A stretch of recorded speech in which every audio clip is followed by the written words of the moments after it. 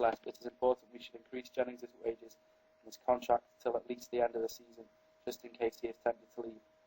Well, Mark, Jennings is contracted until 2012, but it would obviously be great for to extend that deal. Yeah, of course, yeah. I mean, great talents don't come along too often. It's showing that he's a great talent, so the longer we can keep him, the better. But I wouldn't like to stand in anyone's way if he's going to, improve himself and move up the leagues. If he wants to move to another club, just so long as we get a good fee for him. Any other emails, Paul? Yeah, we got one. It turned into an email about Rochdale, to be honest, but from Martin Brough.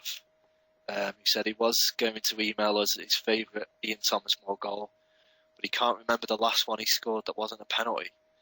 So he goes on to mention about the Rochdale game after that. So he has got a great record of scoring penalties, and I think he's only scored 2 this season that were in from the spot. So 3 in the league, 3 from open play in the league, and I think there's a further 1 in the cup. Yeah, so quite a few penalties as well this season. So I'm not sure when the last one that wasn't a spot kick scored, but I remember him scoring a great looping header at the start of the season against Oldham in the opening game. On the subject of penalties, it's amazing how many we've had this season. I mean, last season we didn't get one until March, I feel, against Southampton when we won 2-1. But this season we've had a good 7 or 8, I would say, at least. Yeah, we have, and we've missed a few as well, haven't we? So I think we missed 3 from open play in the league, 2 against Carlisle at home and 1 away. Yeah, so hopefully the lads have been practising penalties just in case we get another one before the season ends.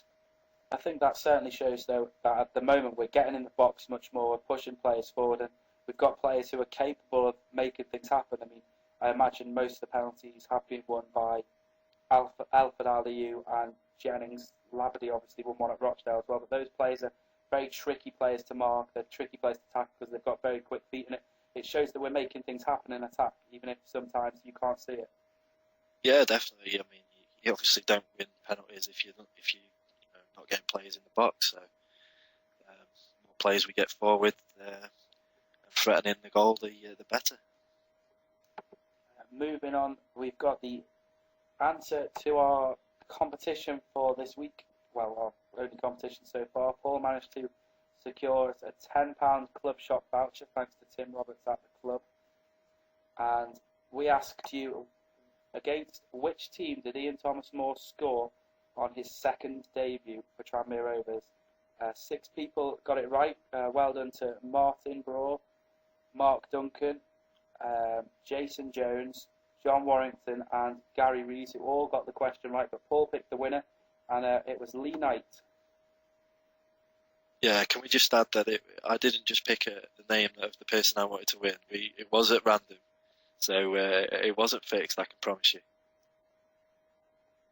Yes, so well done to Lee. If you send either myself or Paul a tweet, we will arrange your prize pickup. Probably easiest if you contact Paul because he does have the prize at hand, but either of us is just as good. So well done to Lee. You both got it right. It was, of course, Leeds United on the 2nd of February 2008 at Elland Road. We are now going to look at the transfer window, and Tranmere made 2 signings late on in the window. Paul, as we speculated late last week in our podcast, Andy Robinson came in to replace Ian Thomas Moore, and on top of that, on the deadline day, we extended the loan of Michael Kay from Sutherland until the end of the season. Are you happy with those deals, Paul? Yeah, I think so. Michael Kay came in at the beginning of January, has done well so far, so if he can continue his pretty good form, then we're obviously lacking a right back as such with Catalina and Blanchard injured, so good business to extend his loan till the end of the season. Well, he looks a very capable player, doesn't he? He looks very solid, good in the tackle, and he looks like he could have a good bit of potential going forward as well. So you can tell why he's at Sutherland, I think, and to extend that loan until the end of the season shows a good bit of business by Tranmere. It shows clubs like Sunderland are valuing the work we're doing with their players. And it shows that we can still attract players from the top clubs as well, doesn't it? I mean, I remember when Ronnie Moore was at the club, he bemoaned the lack of players who were willing to come out from Premier League clubs and play for teams like Tranmere on loan, because they were just happy to sit on their bum and get their wages paid into them without doing anything at their clubs. But it shows that maybe times are changing at the moment, Paul. Yeah, definitely. I mean, we've had a fair few loan players this season, including from the likes of Liverpool and Manchester United. So, they don't send out their players unless they know they're going to get treated well and get game time. Obviously, Les has used the loan market quite well. The players have definitely, I would say, improved from playing first team football, even at League One level. And obviously, we've got Alfred Ali, who's coming on leaps and bounds with every game he plays. So, it's good experience for the young lads coming in. But you can't buy first team football. It's a priceless bit of experience for them. So we're giving them an opportunity that they might not have got if they hadn't been. They'd have been reluctant to go out on loan. Well, on top of that as well, certainly we get to look at the player. It's kind of try before you buy system, and if say Michael Kay is released at the end of the season by Sunderland, then we've half got our foot in the door to say to him, well, why do you come here if we feel that he's good enough for the club, as was the case with Josh Laverty at the end of last season? Yeah, indeed, yeah. I mean, obviously it's difficult to break into the first teams at big Premier League clubs with all the money that's going on about, and the top clubs seem to buy the ready-made player rather than through the system and bring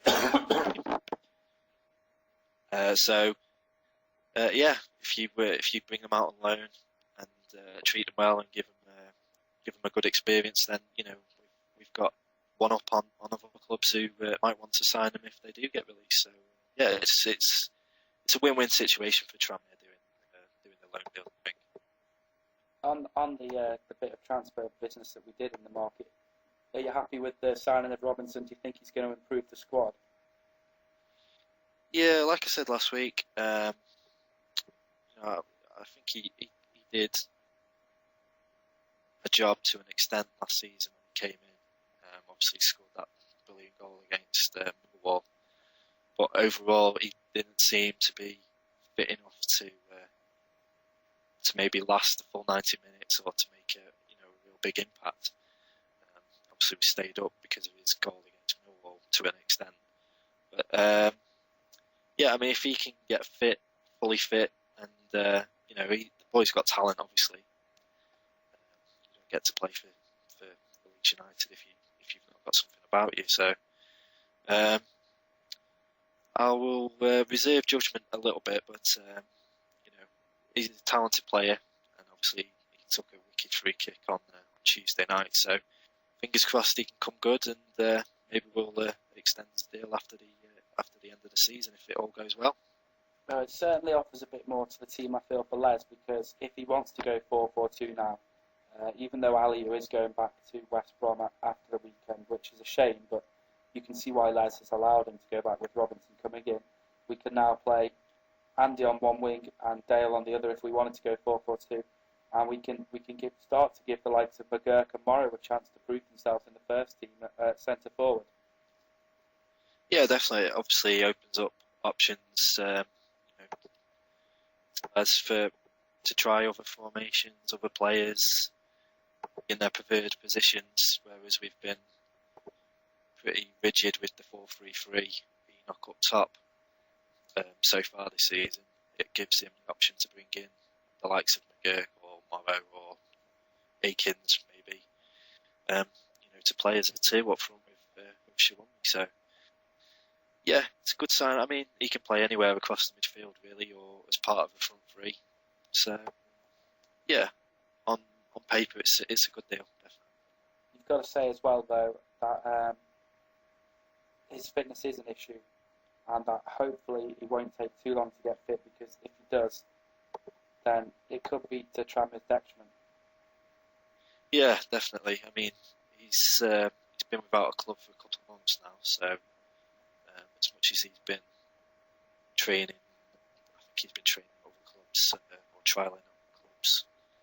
It doesn't really go into match fitness really in game time, and I'm not sure he's played a great deal this season. So I guess we'll have to ease him in from the substitutes bench slowly but surely. But hopefully, in the next couple of weeks, we might see Andy Robertson. We've mentioned Aliu, we've mentioned Kay, and we've mentioned Robinson. Tranmere made one of the loan extension, well, one of the signings, as well as those loan extensions and loan signings in the transfer window, and that was Mark McChrystal, and he had another very solid game against Rochdale on Tuesday night. You've got to say, Paul, that he is looking an extremely astute and extremely good buy by Les. Yeah, definitely. I'm not sure if anyone else would have sort of targeted that sort of player in that sort of league he was playing in. So it's a good thumbs up for the scouts over in Ireland. Crystal's obviously not new to the English league, with him being at Wolves before. But he looks a very solid defender. Gets his head on the ball. He's quite good distribution. So far so good in terms of him. Obviously, we've signed Tony Warner as well during the window. He looks he looks an equally good player, a good goalkeeper, and we do look a lot more solid now in defence. We're looking like we're a team capable of really pushing up the table. It's just a case of, as Les has said a few times in the year, getting used to winning and teaching the team how to close out games, which is something that, as we've seen over the last few weeks, they are not particularly strong at. Yeah, that's it. It's just teaching, it's coaching that winning mentality. And if you need to shut up shop, then you can't give players space in the penalty box with seconds left. You've got to be professional. You've got to put your head